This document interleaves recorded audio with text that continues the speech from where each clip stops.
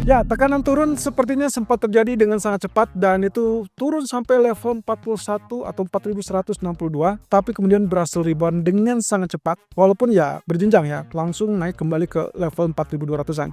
Dan tadi pagi kita sudah lihat 4228, tapi kemudian turun kembali ke level 4200 atau 4205 lebih tepatnya. Kira-kira apakah ini kesempatan kita untuk kembali lakukan buy atau justru harus waspada dengan level support kemarin karena berpotensi untuk ditembus? Ini dia alasannya. Oke, menariknya dari pola pergerakan market ini adalah secara tidak diduga US Treasury Yield berbalik dengan pelemahan atau relatif kenaikannya terbatas. Sebetulnya ya, ini kalau kita perhatikan ya, candlestick-nya ditutup dengan doji candle, lalu kemudian pagi ini dibuka dengan gap down ataupun penurunan. Artinya di sini kembali lagi dengan fase yang kita sebut yang lampau, bahwa selama dia tidak tembus di atas trendline resisten ataupun bahkan resisten horizontalnya, maka kecenderungannya ini masih tetap dalam jalur penurunan atau dengan kata lain bearish. Ya, ini berarti yang sedang terjadi saat ini. Kemudian apa yang kita khawatirkan terkait dengan inverse head and shoulder untuk sementara belum terbukti, tapi tidak boleh diabaikan. Kenapa? Karena alurnya dia masih cukup dekat di sini, teman-teman. Dengan resisten yang cukup dekat, kemudian juga bagian bawah atau low-nya relatif masih sama, sehingga kita belum simpulkan bahwa ini hilang ataupun tidak berhasil sama sekali.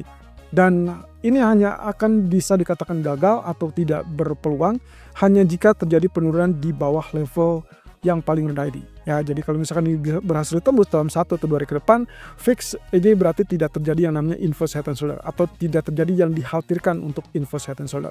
Oke, kemudian terkait dengan hal tersebut berarti penentunya adalah nanti malam, karena ujian sebenarnya adalah data ADP dan juga data ISM Service PMI yang kebetulan saat ini ekspektasinya adalah angka 7.000 ya untuk ADP dari 42.000, berarti angka pelemahan yang sangat kuat. Dan itu berarti mengisyaratkan dolar bisa saja lanjut melemah. Nah, persis dengan apa yang kemarin juga kita bahas, bahwa kenaikan belum tentu berhasil untuk tembus kembali, dan ternyata betul dia tertahan di resisten ini, kemudian dia kembali turun, dan pagi ini pun dilanjutkan dengan gap down dan lanjut penurunan. So, secara keseluruhan sebetulnya ini jalurnya masih tetap resmi ya. Posisinya adalah ini rising wedge yang sudah resmi ditembus, dan itu pernah terjadi pullback, dan 1 atau 2 hari terakhir, kemudian dia lanjutkan dengan penurunan. At least saat ini dia dalam confirm penurunan, dan itu berarti lebih mendukung kepada kemungkinannya emas masih bisa mengalami kenaikan. Tapi apakah seperti itu? Semua itu akan bergantung pada data ADP dan ISM Service. Karena hati-hati, bisa saja ini akan membuat dia terdorong kembali dan merangsek sampai di zona 100 atau bahkan lebih tinggi kalau seandainya terjadi kejutan di data ADP ataupun di data ISM Service PMI. Oke, kita kembali ke status pound sterling yang ternyata di luar dugaan kembali turun tapi juga tertahan, dan di luar dugaan dia berhasil untuk bangkit kembali. Tapi pertanyaannya adalah apakah nanti dia akan berhasil untuk naik di atas MA 200 di grafik daily. Ini mungkin perlu kita konfirmasi lebih lanjut dan tunggu sampai betul-betul resmi tembus. Sayangnya untuk saat ini dengan arus ataupun dengan range pergerakan yang relatif terbatas, kelihatannya belum tentu tembus langsung di hari ini. Bisa saja ini baru terjadi besok ataupun lusa, tapi yang penting adalah selama 1 atau 2 hari ke depan, kita perlu melihat dia tetap berada di atas 1.3250. Kalau tidak, berarti hati-hati, kemungkinan gagal lagi dan kembali turun. Oke, tapi untuk saat ini kabar bagusnya adalah ditutup dengan hammer, dan kemudian pasca penurunan berarti koreksi yang normal, berarti inilah lanjutkan dengan kenaikan.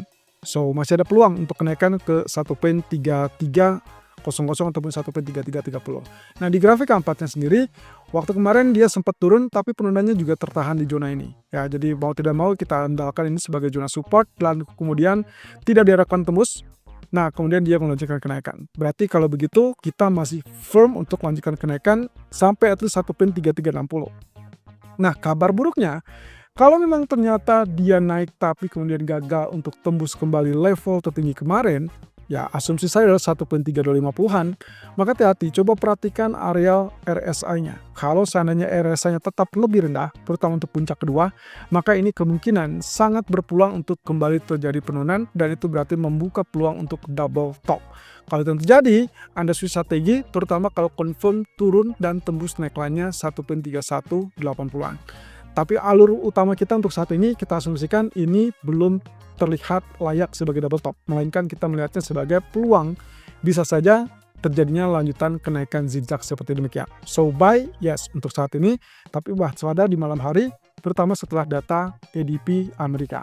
Oke, kemudian kita kaitkan dengan crude oil. Posisi crude oil agak sedikit bandel karena posisinya gagal kembali naik di situ, lalu kemudian dia turun. Tapi perhatikan, kabar bagusnya adalah penurunan kembali tertahan di level support yang sama. Bisa saja kita bilang ini double bottom, bisa saja justru ancamannya adalah head and shoulder kalau kita perhatikan dari arus yang ada di sini. Nah, ini kemungkinan bisa menjadi head and shoulder. Tapi tunggu dulu, kita masih punya area yang kita sebut sebagai descending broadening wedge kemarin.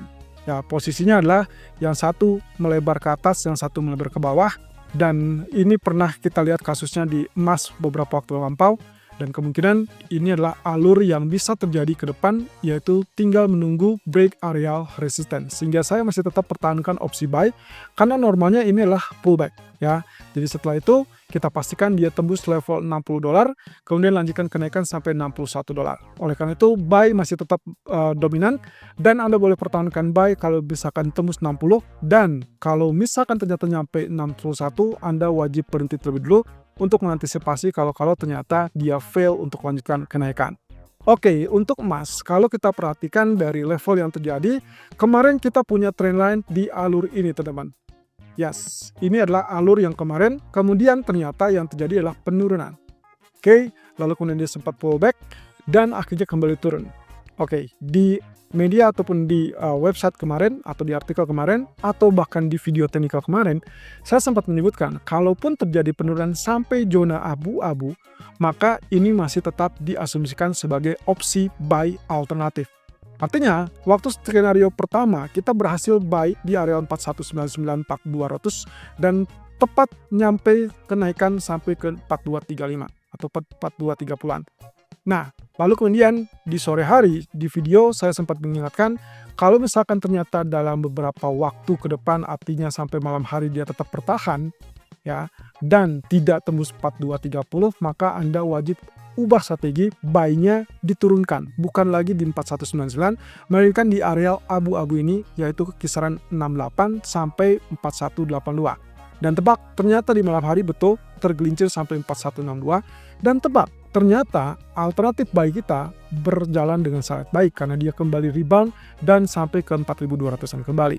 So, sebetulnya kalau misalnya Anda simak dengan sangat baik artikel yang kami sebutkan, termasuk juga video teknikal kemarin, dan areal-areal yang kita tandai itu cukup efektif. Nah, sekarang ceritanya kita menggunakan areal yang kita sebut sebagai downtrend channel.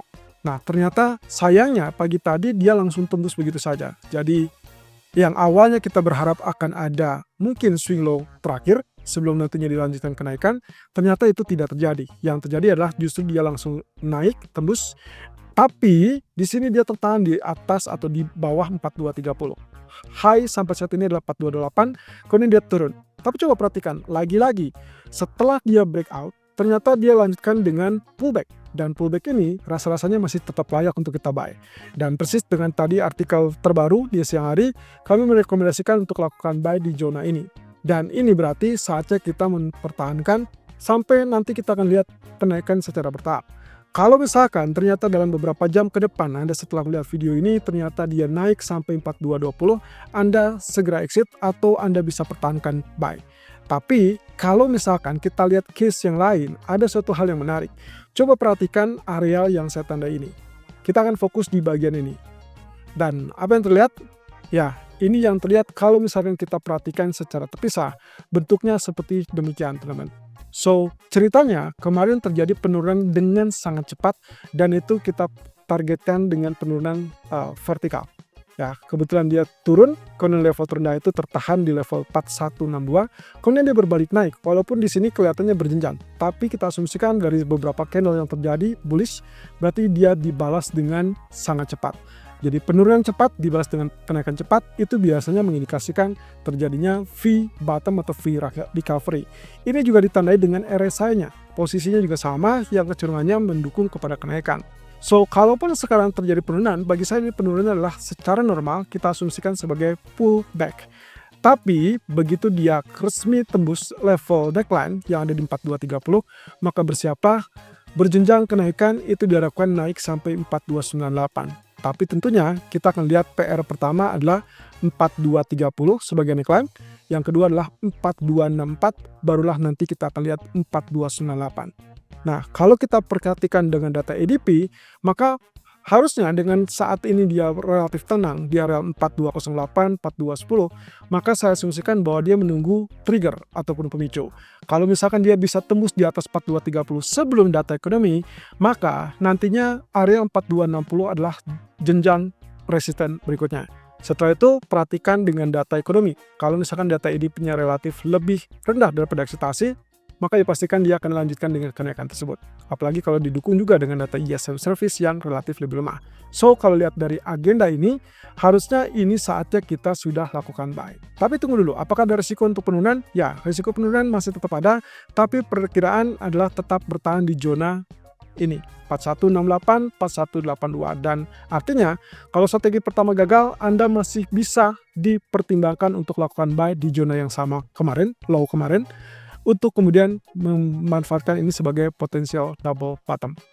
Tentunya dengan stop loss. Tapi kalau misalkan data jauh relatif lebih kuat secara mengejutkan, lebih kuat ADP baik itu ISM service, maka itu kemungkinan akan terjadi penurunan. Dan Anda bisa ubah strategi dengan catatan hanya jika terjadi penurunan di bawah 4160 atau 4150.